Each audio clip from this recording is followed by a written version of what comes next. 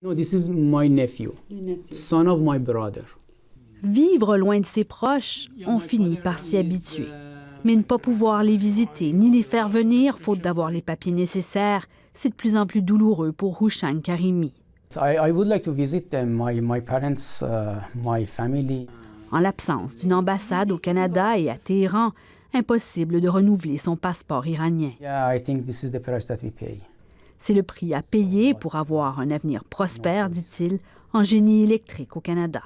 Qu'est-ce que tu vas faire pour ce semestre? Comme ses étudiants, il attend impatiemment la réconciliation diplomatique entre le Canada et l'Iran. Il y a aussi d'autres problèmes. Impossible depuis 3 ans de recevoir de l'argent de ses parents en passant par les canaux officiels. Il faut prendre de risques, mais il n'y a pas d'autre solution. Et ils sont nombreux.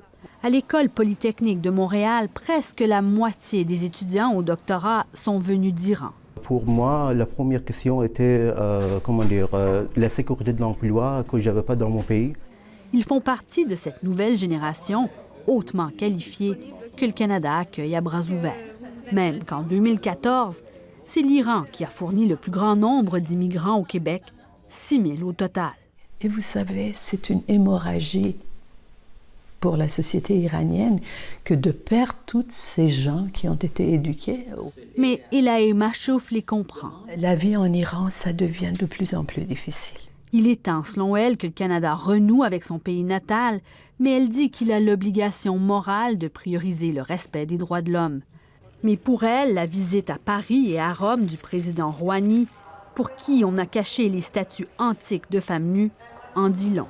De couvrir les statues dans les musées pour faire plaisir à M. Rouhani, c'est mesquin. Est-ce que l'Occident est rendu à ce point pour les intérêts économiques? Pour le docteur Barouz Sharif, la levée des sanctions pour profiter des milliards que l'Iran a à offrir aux compagnies canadiennes envoie un message inquiétant. Il tue des centaines en Iran, même avec M. Rouhani qui a dit qu'il va amener le paix. Et pour ces étudiants venus ici pour une stabilité, ce sont les gens iraniens qui ont souffert de cette sanction. Pour lui, l'isolement a assez duré. Ici Tamara Alterescu, Radio-Canada, Montréal.